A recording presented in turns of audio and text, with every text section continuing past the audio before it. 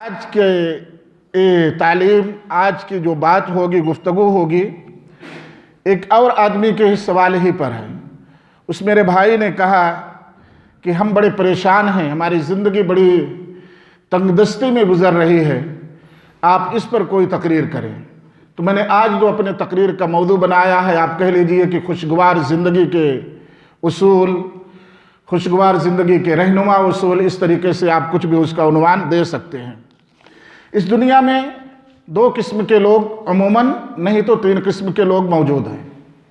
ہم سب آدم علیہ السلام کی ہی اولاد ہیں، کہ تینوں قسموں میں سے کسی بھی قسم کے ہوں۔ ایک کافر ہیں جو اللہ تعالیٰ کو نہیں مانتے ہیں، مشرک بھی انہی میں ہیں جو اللہ تعالیٰ کو مانتے ہیں لیکن اللہ تعالیٰ کے ساتھ کہتے ہیں یہ بھی کر سکتے ہیں، وہ بھی کر سکتے ہیں۔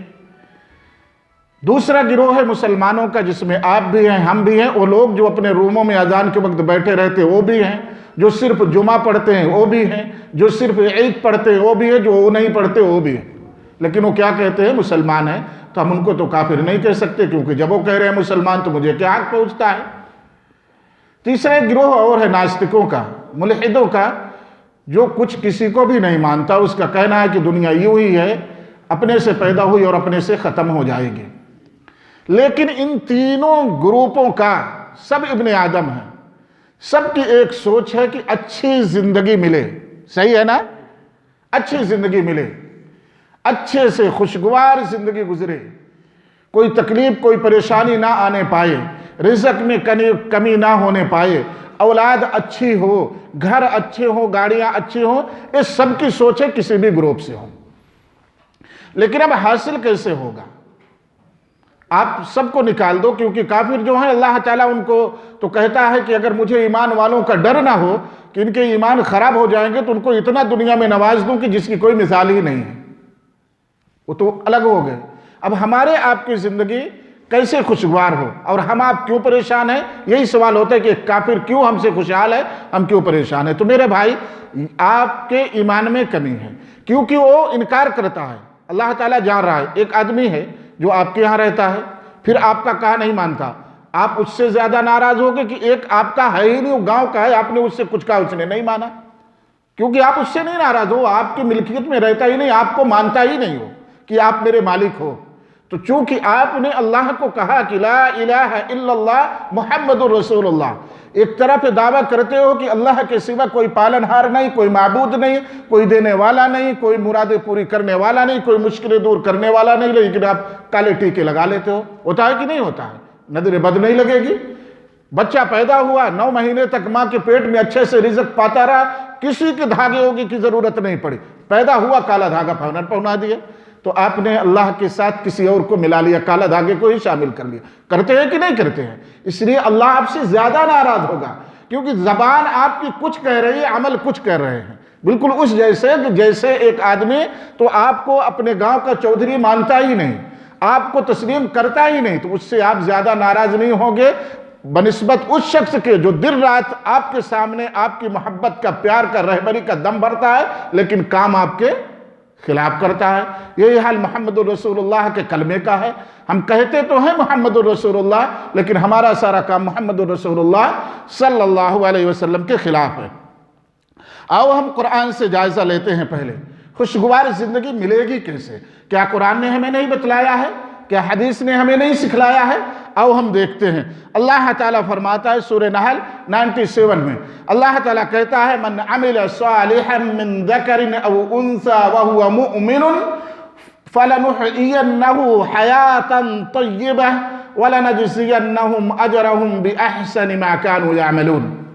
کھول کر کے رکھ دیا، آپ سمجھو یا نہ سمجھو، آپ مانو یا نہ مانو، اللہ تعالیٰ فرماتا ہے کہ جو بھی مسلمانوں میں سے، مومنوں میں سے، مرد ہو یا عورت، نیک عمل کریں گے، عمل صالح کریں گے، اچھا کام کریں گے، بھلا کام کریں گے، شرط ہے، میں نے کہا مومن ہو، مومن ہونا چاہیے۔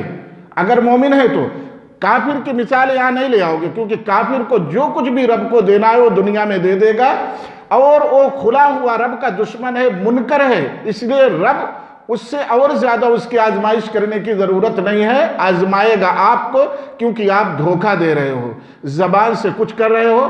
آپ سمجھنے کے لیے میں بار بار کہتا ہوں کہ ایک انڈیا کا آدمی اگر پاکستان کی فوج کو گالی دے, پرائم منسٹر کو گالی دے, تو وہ ہم کو پھانسی دے دے گا؟ نہیں دے گا, کیونکہ میں اس کے ملک کا نہیں ہوں, اتنا غصہ بھی نہیں ہوگا.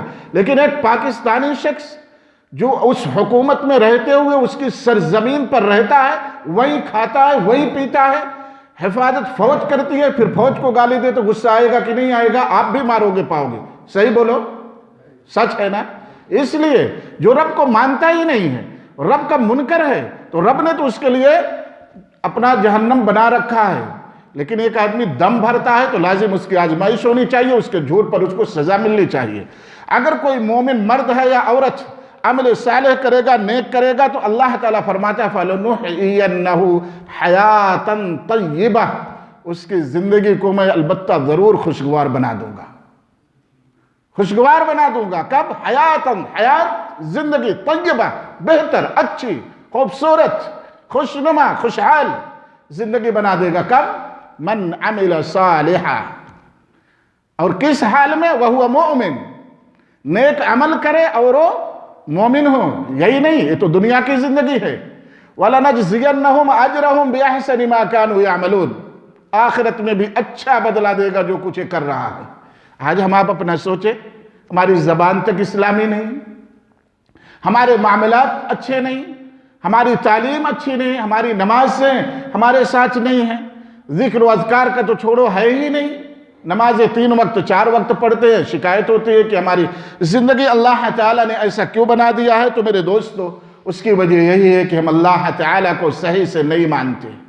اللہ تعالیٰ دوسری جگہ فرماتا ہے سورہ رعد آیت نمبر 29 میں, الذین آمنوا وعملوا الصالحات, اگر لوگ ایمان لے آئے اور عمل صالح کرے. یاد رکھنا, ایمان لے آنا, میں نے پہلے بھی بتایا کہ ایمان والے آپ بھی ہیں, اب ایمان کے ایک دعوے دار آپ کے اس پارٹنر ساتھی بھی ہیں جو اذان ہونے پہ موبائل چالو کر کے روم کا گیٹ بند کر لیتے ہیں, وہ بھی ایمان کے دعوے دار ہیں, لیکن عمل صالح ان کے پاس نہیں ہے.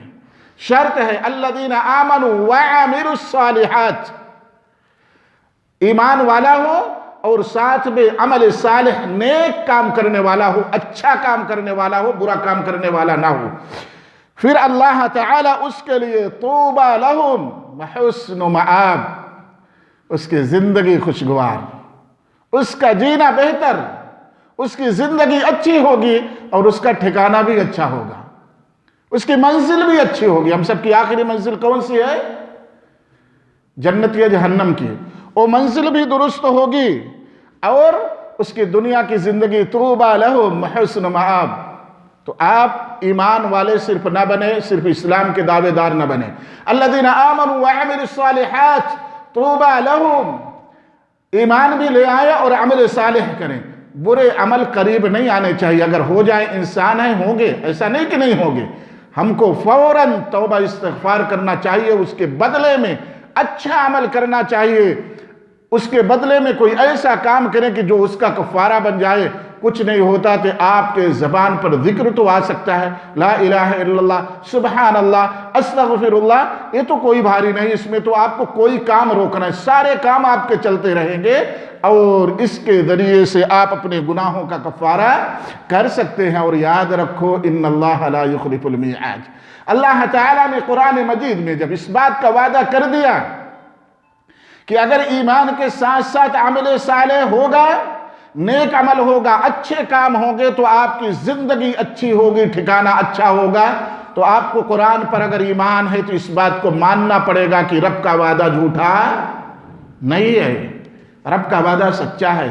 آج ہم رب پر کتنا وشواس رکھتے ہیں, کتنا ایمان رکھتے ہیں, کتنا یقین رکھتے ہیں, قرآن سے کتنی محبت ہے, مثال دینے کی میرے پیاروں ضرورت نہیں ہے.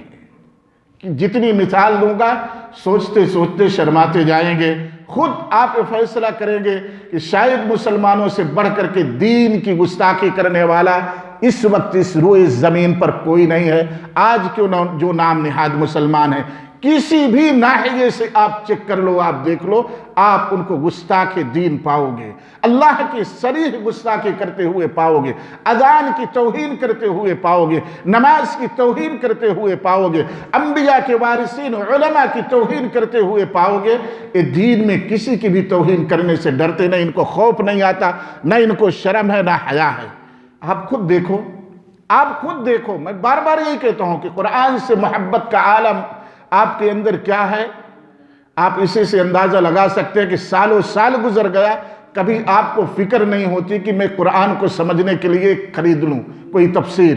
محمد الرسول اللہ سے آپ کا محبت کا عالم ہے، کتنی محبت ہے، اندازہ لگا سکتے ہو کہ کبھی یہ سوچ نہیں پیدا ہوتی کہ ایک حدیث دو حدیث سیکھ لوں جو ہماری زندگی میں کام دے گا، اور کل محمد الرسول اللہ کے سامنے کھڑا ہو کر کے کہہ سکوں گا یا رسول اللہ اور تو کچھ نہیں کر سکا لیکن آپ کی دو چار باتیں میں نے یاد کر لیا۔ نہیں یاد کرتے، صحیح بتاؤ، کبھی جذبہ پیدا ہوا، کبھی سوچ پیدا ہوئی؟ نہیں۔ بچہ میں کیا بتاتا ہوں، بچہ ایک دو ورڈ انگلش بول دیا، آپ خوشی سے پھولے نہیں سماتے ہیں، سکھائیں گے کیا ٹاٹا بھائی بھائی؟ کبھی آپ کو خوشی ہوئی؟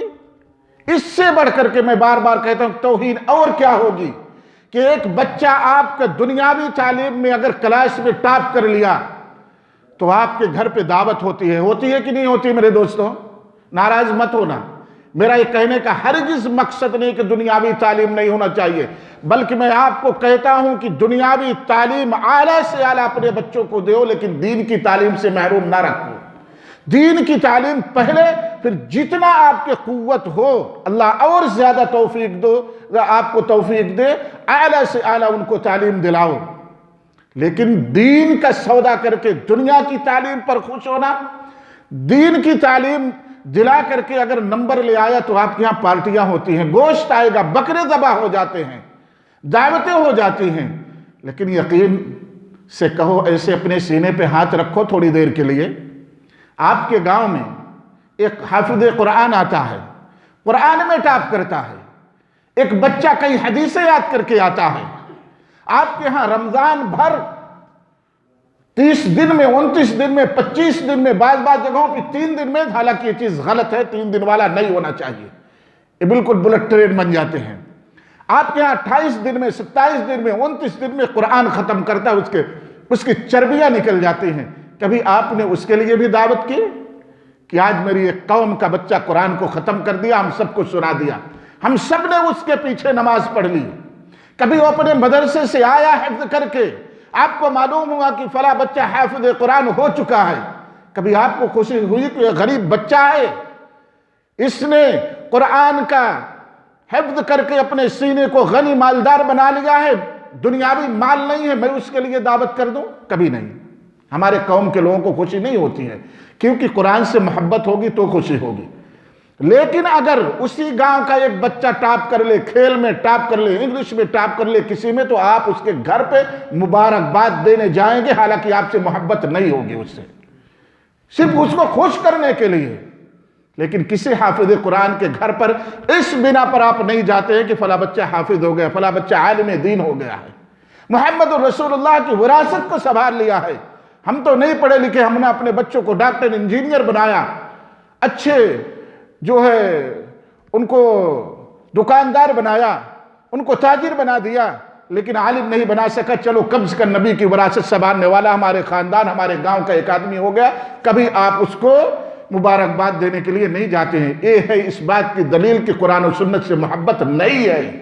جس دن محبت ہوگی اس دن آپ اگر یہ سنیں گے کہ فلاں بچہ چاہے وہ جتنا غریب ہو، کسی کے بھی خاندان اور برادری سے تعلق رکھتا ہو، جس دن قرآن حفظ کر کے آئے گا، آپ کی مسجدوں میں کسی بھی مسلمان ہی مسجدوں میں نماز پڑھائے گا نا، مسلمان ہی ہے، اس نے تراویح پڑھائی، اس نے نماز پڑھائی، کوئی عالم بن کر کے آیا، جمعہ پڑھایا، تو آپ خوشی کے مارے اس کو مبارکباد دیں گے، اس کے لیے دعا کریں گے کہ اللہ تعالیٰ اس کو اس دنیا میں ثابت قدم رکھے، کیونکہ ان کے پیر ہی ہوئی نہیں ڈگمگا رہے ہیں، آپ کی وجہ سے ذمہ دار آپ ہیں۔ میں بار بار کہتا ہوں، جتنی توہین علماء کی کرتے ہو، کیسے برداشت ہوگا؟ وہ بھی ایک نوجوان بچہ جب پڑھ کر کے آتا ہے، دیکھتا ہے فضیلت اس کی حدیث میں پڑھا، قرآن میں پڑھا۔ حدیث جب پڑھتا ہے کہ سمندر کی مچھلیاں، مخلوقات، ساری دنیا کی کائنات، ذرے ذرے اس کے لیے رحمت کی دعا کرتے ہیں، فرشتے پر بچھاتے ہیں، اور دیکھتا ہے کہ ہمارے گاؤں میں ہمیں ریتے کر کے بلا رہے ہیں، اور اسی پہ دیکھتا ہے کہ ایک کھلاڑی اگر کہیں کھیل کر کے آیا، کوئی ٹیم گاؤں کی لوکل جیت کر کے آئی ہے، تو پورا گاؤں اس کو مبارکباد دے رہا ہے۔ کیا اس کو اپنی توہین نہیں محسوس ہوتی ہے؟ کیسے وہ ثابت قدم رہے گا؟ اس کو بھی معلوم ہو گیا کہ عزت آپ دولت پہ کر رہے ہو، اس لیے ان کے بھی پیر ڈگمگا جاتے ہیں، کیونکہ انسان کی جو نفس ہوتا ہے نا، وہ اپنی عزت چاہتا ہے۔ آدمی مار برداشت کر لیتا ہے لیکن توہین برداشت نہیں کرتا۔ توہین نفس بہت خراب چیز ہے۔ اس لیے میرے دوستو، اپنے قوم کو برباد کرنے میں علماء جو چھوٹے بچے خصوصاً پڑھ رہے ہیں ان کو برباد مت کریے، ان کی حوصلہ افزائی کریے، ان کو مبارکباد دیجئے، ان کو خوش رکھیے، ان کی تعریف کریے، اور ان تمام بچوں پر ان کو فوقیت دیجئے جو دنیاوی تعلیم پر ہیں، تاکہ بچے دین کی طرف راغب ہوں۔ جس کی عزت ہوتی ہے، جس کا احترام ہوتا ہے، جس کی عظمت ہوتی ہے، اسی طرف لوگ بھاگتے ہیں۔ آج آپ خود جانتے ہوں گے، کہیں کوئی مشاعرہ چل رہا ہے، بچے شعر پڑھ رہے ہیں، یا کوئی شاعر شعر پڑھتا ہے، تمام لوگ سنتے ہیں۔ کتنے عالموں کو آپ نے سبسکرائب کیا ہے؟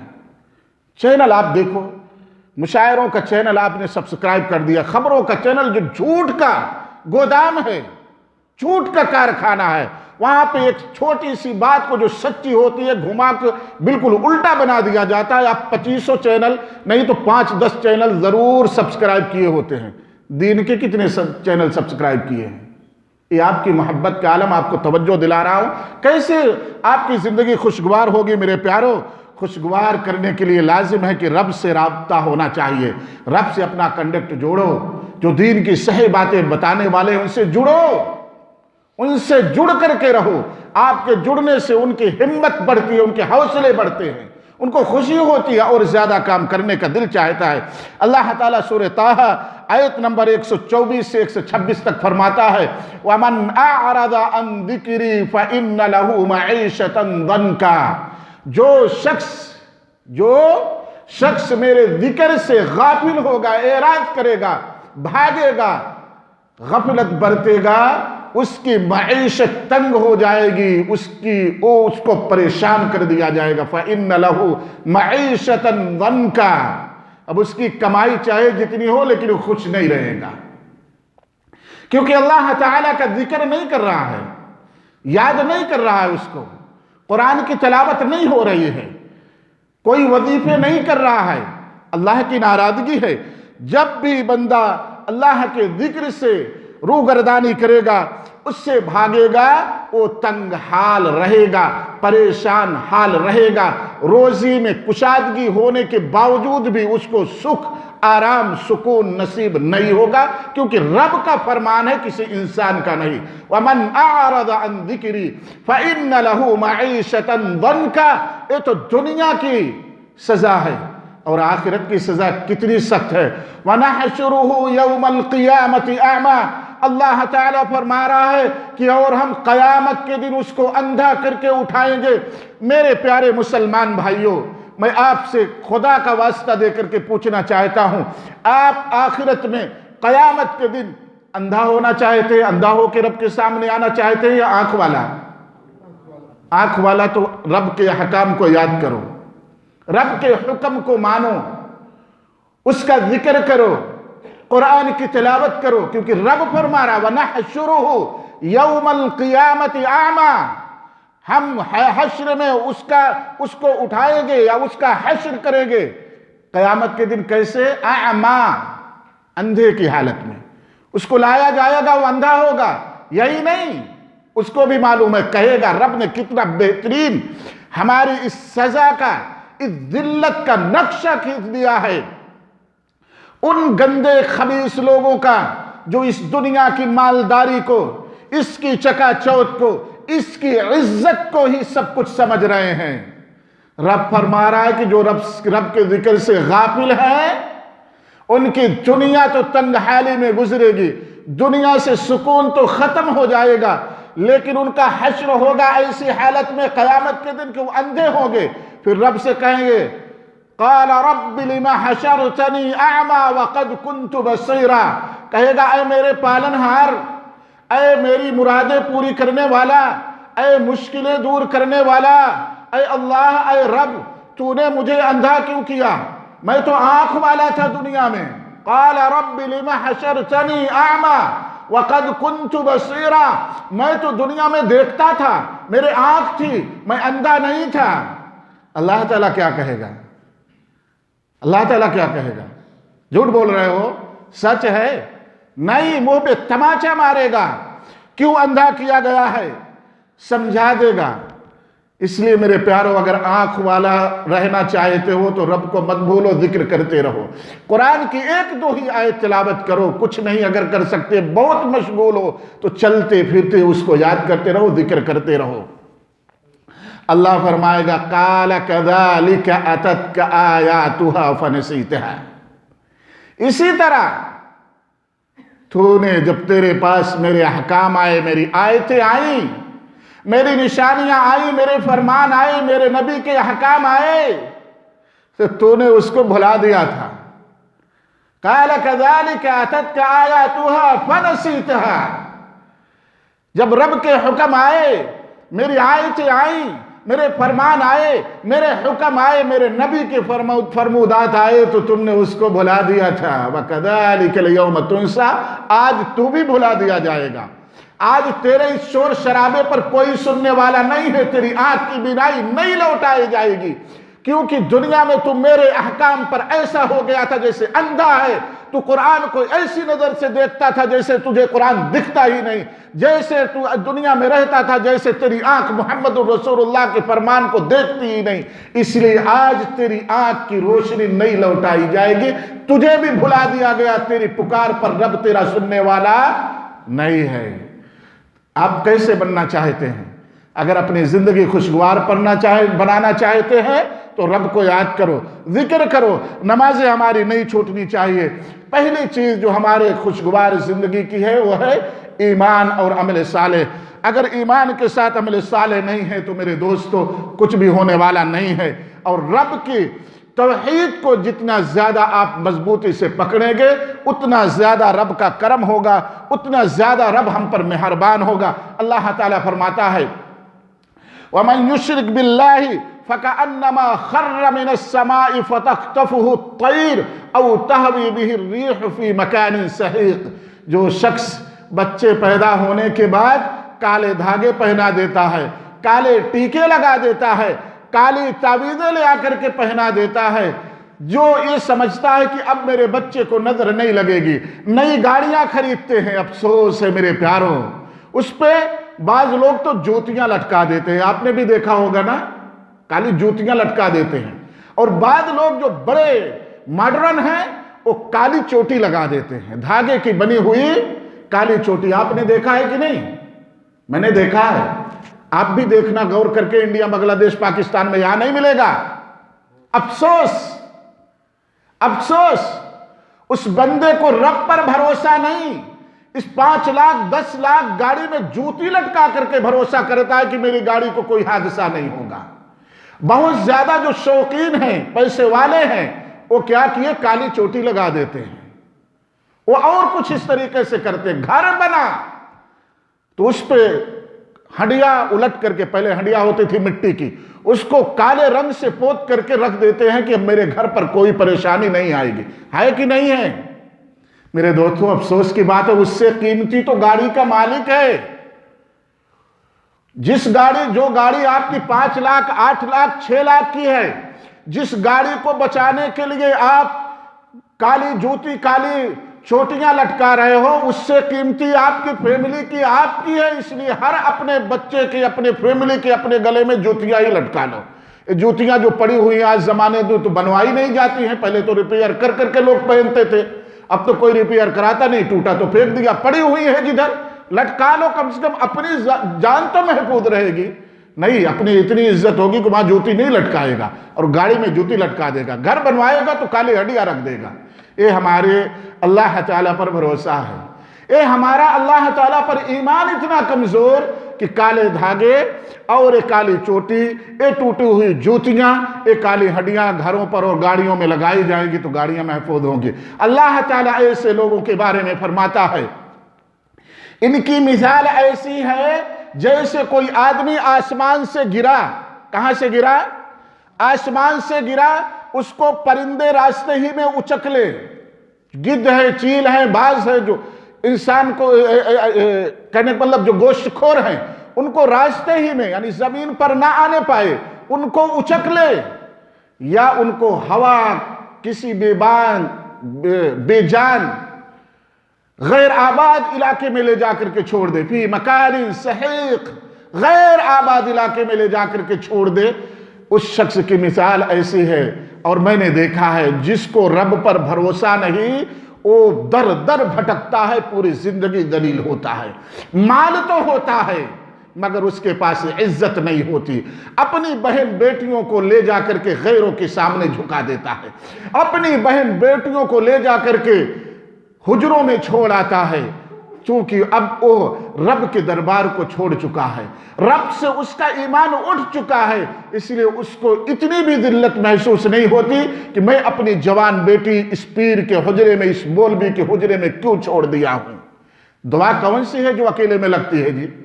کون سی دعا ایسی ہے کہ جو عورت کو پکڑو گے تبھی اثر کرے گی؟ رسول اللہ تو دعا کرتے تھے، نہیں کرتے تھے؟ میں نے یہی سنایا تھا نا، ایک عورت کو دعا کیا تھا جو بے ہوش ہو جاتی تھی، کپڑے کھل جاتے تھے، وہ آئی تھی رسول اللہ کے پاس دعا کرانے کے لیے، بتاتا کیوں؟ سمجھنے کے لیے۔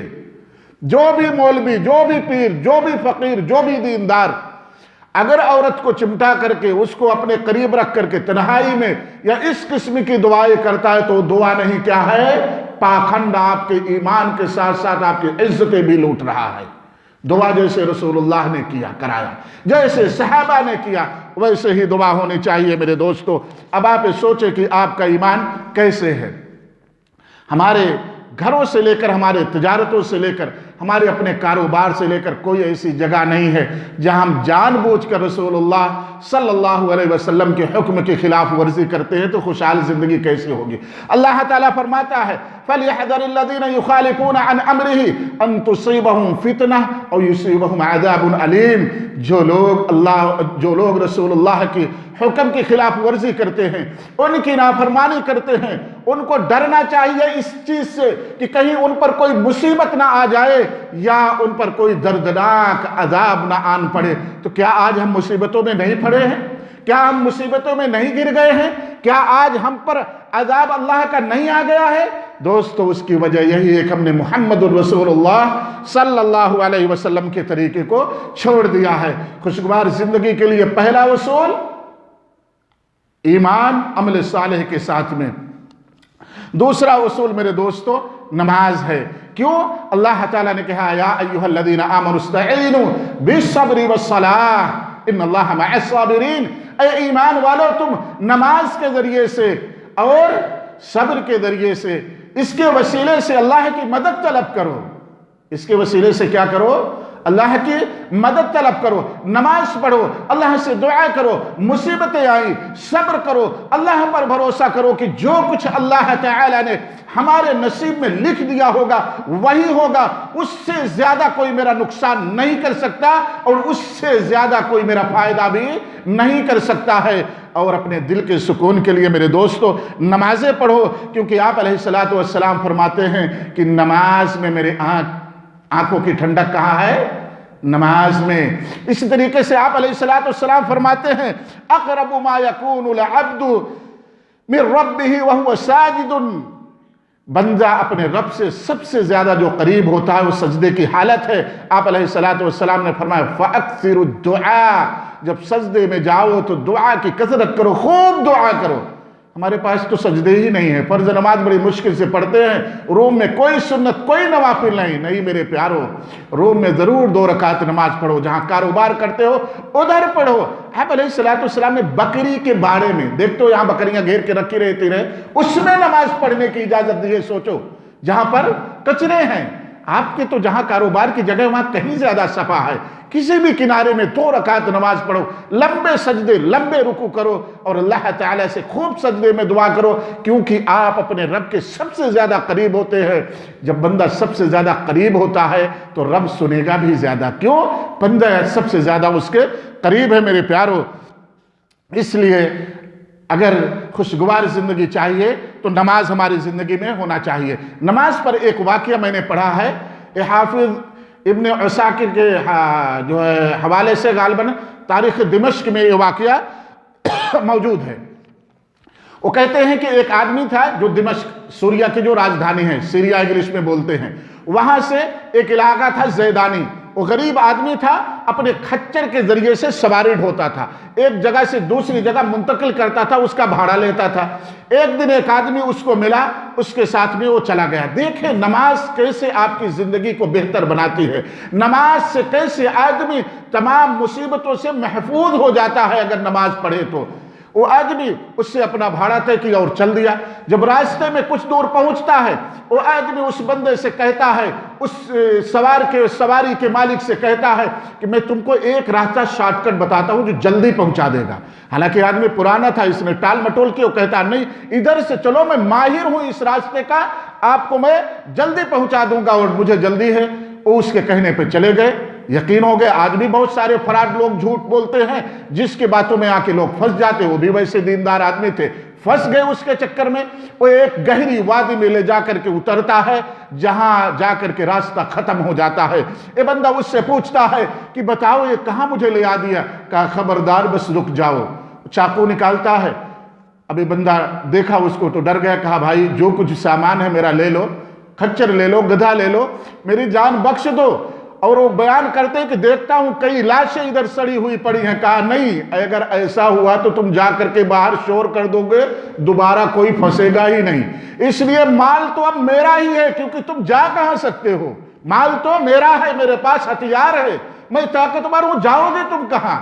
لیکن تمہاری جان بھی میرے ہاتھ میں ہے، میں بخشوں گا نہیں۔ کہتے ہیں میں بھاگا، لیکن وہ راستے کا ماہر، اس علاقے کا رہنے والا میرے پیچھے آ کے آن لیا۔ کہتے ہیں کہ میں اس سے منت سماجت کی، خدا کا واسطہ دیا، قسم دیا، کہا کہ مجھے صرف 2 رکعت نماز پڑھنے کا موقع دے دو، بس مجھے مار دو، لیکن 2 رکعت مجھے نماز پڑھنے دو۔ وہ اپنا واقعہ بیان کرتے ہیں، کہتے ہیں کہ میں نماز کی نیت کیا، ہاتھ باندھ لیا، لیکن ڈر اور خوف کا یہ عالم ہے کہ میری زبان پر کوئی قرآن کی آیت آ ہی نہیں رہی ہے۔ میں نے رب سے التجا کی کہ رب کچھ توفیق دے کہ میں پڑھ لوں۔ کہتے ہیں کہ اور وہ آدمی پیچھے سے میرے پاس کھڑے ہو کے کہہ رہا جلدی کر، جلدی پڑھ۔ کہتے ہیں کہ میں رب سے التجا کر ہی رہا تھا کہ ایک آیت مجھے یاد آئی، اَمَّن يُجِيبُ الْمُضْطَرَّ إِذَا دَعَاهُ وَيَكْشِفُ السُّوءَ وَيَجْعَلُكُمْ خُلَفَاءَ الْأَرْضِ أَإِلَٰهٌ مَّعَ اللَّهِ قَلِيلًا مَّا تَذَكَّرُونَ۔ اللہ تعالیٰ فرماتا ہے کہ کون پریشان حال کی پکار کو سننے والا ہے اور کون اس کی پریشانیوں کو دور کرتا ہے جب پریشان حال پکارتا ہے۔ اَمَّن يُجِيبُ الْمُضْطَرَّ إِذَا دَعَاهُ وَيَكْشِفُ السُّوءَ۔ کہتے ہیں کہ اسی آیت کو میں تکرار سے پڑھنے لگا، بار بار پڑھنے لگا، کیا دیکھتا ہوں کہ سامنے سے ایک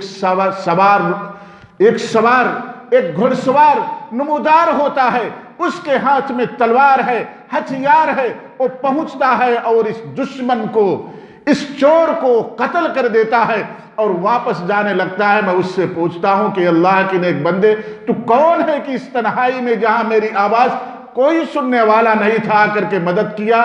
وہ کہتا ہے کہ میں اس کا بھیجا ہوا ہوں جو مصیبت زدہ کی مصیبتوں کو سن کر کے اس کی مصیبتوں کو دور کرتا ہے۔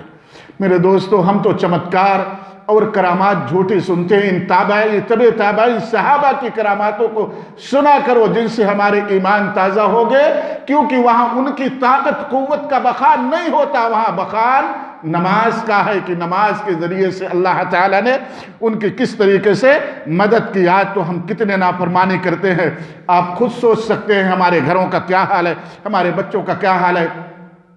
تیسری، اگر ہمیں چاہیں کہ اپنی زندگی خوشحال بنائیں تو تقوی ہمارے اندر ہونا چاہیے۔ میرے دوستو، سورہ طلاق میں اللہ تعالیٰ فرماتا ہے وَمَن يَتَّقِ اللَّهَ يَجْعَلْ لَهُ مَخْرَجًا۔ جو شخص تقوی اختیار کرے گا پرہیزگار بنے گا، اللہ کا مطیع اور فرما بردار بن کر کے رہنا چاہے گا، اللہ تعالیٰ اس کے لیے تمام مصیبتوں سے نکلنے کے لیے ذریعہ اور سبب بنا دیتا ہے۔ وَيَرْزُقُهُ مِنْ حَيْثُ لَا يَحْتَسِبُ، اور رزق اس کو ایسی جگہ سے دیتا ہے جس کے بارے میں وہ سوچ بھی نہیں سکتا، شمار بھی نہیں کر سکتا ہے۔ میرے پیارو، میرے دوستو، سوچیں کہ کیا آج ہم پرہیزگار ہیں؟ کیا آج ہمارے اندر تقوی ہے؟ اسی طریقے سے اللہ تعالیٰ اسی سورہ میں دوسری جگہ فرماتا ہے وَمَنْ يَتَّقِ اللَّهَ يَجْعَلْ لَهُ مِنْ أَمْرِهِ يُسْرًا، اگر اللہ کا متقی بندہ بن کر کے رہو گے، پرہیزگار بندہ بن کر کے رہو گے، تو اللہ تعالیٰ تمہارے تمام برے کاموں سے تمہارے لیے آسانیاں پیدا کر دے گا۔ اللہ تعالیٰ تمہیں مصیبتوں سے نکلنے کا ذریعہ بنا دے گا۔ کوئی ایسی پریشانی نہیں ہوگی کہ جس کے لیے اللہ کی طرف سے آسانی نہ آئے، لیکن شرط ہے کہ ہم متقی اور پرہیزگار بن کر کے رہے۔ میرے دوستو، انس بن مالک رضی اللہ تعالیٰ عنہ کہتے ہیں، تابعیوں کو مخاطب کر کے، صحابی ہیں، کہتے ہیں کہ جن گناہوں کو یا جن کاموں کو تم لوگ آج ان بالوں کے برابر اس سے کمتر درجے کا دیتے ہو، اس سے کمتر درجہ سمجھتے ہو، ہم لوگ رسول اللہ کے زمانے میں ان کاموں کو ہلاک کرنے والا، تباہ کرنے والا، جہنم میں ڈھکیلنے والا سمجھتے تھے۔ آج تو ہمارے زمانے میں نمازیں ہی ہمارے پاس نہیں ہیں، روزے تک بعض لوگ نہیں رکھتے ہیں۔ ہم چھوٹی باتوں کو کیا ذکر کر کے وقت ضائع کریں؟ میرے دوستو، خود ہی پتہ لگا سکتے ہیں۔ چوتھی بات میں کہہ کر کے اپنی بات ختم کرتا ہوں کیونکہ میں جانتا ہوں دیر ہو گیا ہے۔ چوتھی چیز ہے استغفار۔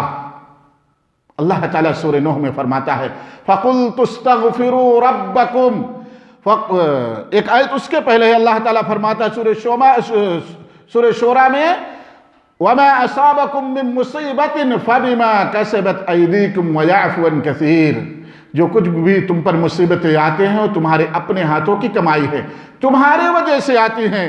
اللہ تعالیٰ تو بہت سارے گناہوں کو ویسے ہی درگزر کر دیتا ہے۔ میرے پیارو، آپ خود سوچ سکتے ہیں جب اللہ تعالیٰ ہماری پکڑ نہیں کرتا، بہت سارے گناہوں کو یوں ہی معاف کر دیتا ہے، اگر حقیقی پکڑ کرنے لگے گا تو ہمارا کیا حل ہوگا؟ اسی طریقے سے اللہ تعالیٰ سورہ نوح میں بڑا واضح کر دیا۔ نوح علیہ السلام اپنی قوم کو کہتے ہیں فَقُلْتُ اسْتَغْفِرُوا رَبَّكُمْ إِنَّهُ كَانَ غَفَّارًا، میں تم کو کہتا ہوں کہ تم اپنے رب سے استغفار طلب کرو، اپنے پالنہار سے بخشش طلب کرو، وہ یقینی طور پر بخشنے والا ہے۔ یُرْسِلِ السَّمَاءَ عَلَيْكُمْ مِدْرَارًا، فائدہ یہ ہوگا کہ اللہ تعالیٰ آسمان سے تمہارے لیے بارشوں کو بھیجے گا۔ وَيُمْدِدُكُمْ بِأَمْوَالٍ وَبَنِينَ، اور اللہ تعالیٰ استغفار کے فضل سے، اس کے تبرک سے، اس کی برکت سے اللہ تعالیٰ تمہارے بیٹوں میں زیادتی کرے گا اور تمہارے مالوں کے بڑھا کر کے تمہاری مدد کرے گا۔ وَيَجْعَلْ لَكُمْ جَنَّاتٍ وَيَجْعَلْ لَكُمْ أَنْهَارًا، اور تمہارے لیے باغات تیار کر دے گا، باغات بنا دے گا اور تمہارے لیے نہریں جاری کر دے گا۔ میرے دوستو، یہی تو چیزیں ہیں جس کے ذریعے سے زندگی خوشحال ہوتی ہے۔ ہمارے پاس خوب اولاد ہو، ہمارے پاس باغات ہو، جینے کے سامان ہو، نہریں ہوگی، زمین سرسبز و شاداب ہوگی، زمین پہ ہریالی ہوگی۔ اگر بارش نہیں ہوگی تو زمین بنجر ہو جائے گی، جیسا آپ دیکھ رہے ہیں۔ میرے دوستو، یہ چند اصول تھے جو میں نے آج تقریباً 4 اصول بیان کیے ہیں۔ آگے کچھ اور اصول ہیں جو انشاءاللہ اگلے بار بیان کروں گا۔ اللہ تعالیٰ سے دعا ہے کہ اللہ تعالیٰ ہم تمام لوگوں کو قرآن اور حدیث سے بتائے ہوئے ان رہنما اصول پر عمل کرنے کی توفیق عطا فرمائے۔ اللہ تعالیٰ ہم تمام لوگوں کو قرآن کو سمجھ کر کے پڑھنے کی توفیق دے۔ اللہ تعالیٰ ہم لوگوں کے دلوں میں قرآن سے محبت پیدا کر دے۔ اے اللہ، ہم تمام لوگوں کو محمد رسول اللہ صلی اللہ علیہ وسلم کی تعلیم کو سیکھنے اور اس پر ہم سب کو عمل کرنے والا بنائے۔ اے اللہ، ہم سب کی مصیبتوں کو دور فرمائے۔ اے اللہ، ہم سب کی پریشانیوں کو دور فرمائے۔ اے اللہ، ہم سب تیرے بندے ہیں، مجبور ہیں، فقیر ہیں۔ اے اللہ تو غنی ہے، اللہ تو رحمان ہے، اے اللہ تو رحیم ہے، اے اللہ تو کریم ہے۔ تجھے تیری رحمان و رحیم صفت کا واسطہ، تجھے تیری عظمت و کبریائی کا واسطہ۔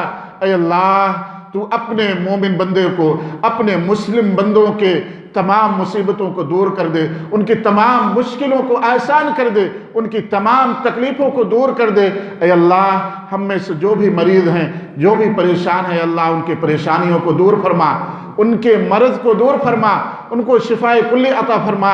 اے اللہ میرے والد محترم بیمار ہیں، اللہ ان کو بھی شفائے کلی عطا فرما۔ اے اللہ میرے والد کو جب تک اس دنیا میں زندہ رکھ، اپنے دین پر زندہ رکھ۔ اے اللہ تو ان کو اپنا بنا کر کے زندہ رکھ، اور مصیبتوں میں، تکلیفوں میں اے اللہ میرے والد کے ساتھ ساتھ تمام مسلمانوں کو صبر کرنے والا بنا، ناشکری کرنے والا نہ بنا، اے اللہ ناراض ہونے والا نہ بنا۔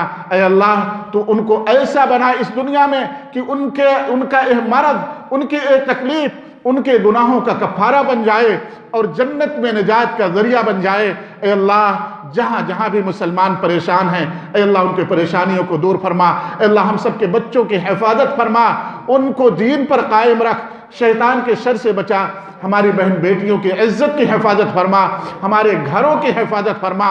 اے اللہ خصوصاً بچوں کی زندگی بڑی پریشان کن ہوتی ہے، شیطان کے بہکاوے میں جلدی آ جاتے ہیں۔ اے اللہ تو ان کی حفاظت فرما۔ اسی طریقے سے بوڑھے ہوتے ہیں، تکلیفیں ان کو بہت جلدی سے گمراہ کر دیتی ہیں، بہت جلدی سے ان کو پریشان کر دیتی ہیں۔ اے اللہ تو ان کو ناشکرا بنا، اور اے اللہ تو ان کو نہ تو شکوہ کرنے والا بنا، نہ تو ان کو اللہ تو ناراض ہونے والا بنا۔ اللہ تو ان کو اپنے دین پر قائم رکھ، ان کے گناہوں کو بخش دے، ان کو گناہوں کو درگزر کر دے، ان کے نیکیوں کو قبول فرما۔ اے اللہ اگر تو نہیں سنے گا، اے اللہ اگر تو نہیں سنے گا، تو نہیں قبول کرے گا، تو نہیں شفا دے گا، تو اے اللہ تیرے سوا کوئی نہیں ہے کہ اس مفلوق الحال، اس پریشان حال تیرے محبوب کے امتیوں کا کوئی مداوع بن سکے، کوئی قبول کرنے والا آ سکے، کوئی ان کی مصیبتوں کو دور کر سکے۔ اے اللہ تیرے سوا کوئی نہیں ہے جو ان کو حاجتیں پوری کر سکے، ان کی مرادیں پوری کر سکے۔ اے اللہ جو کچھ ہم نے ٹوٹی پھوٹی زبان میں تجھ سے مانگا ہے، اے اللہ تو اس کو قبول فرما، اے اللہ تو اس کو قبول فرما، اے اللہ تو اس کو قبول فرما، اور ہم سب کی حاضری کو قبول فرما۔ آمین۔ وآخر دعوانا الحمدللہ رب العالمین۔ سبحانک اللہم و بحمدک، اشہد ان لا الہ الا انت، استغفرک و اتوب الیک۔ السلام علیکم ورحمۃ اللہ وبرکاتہ۔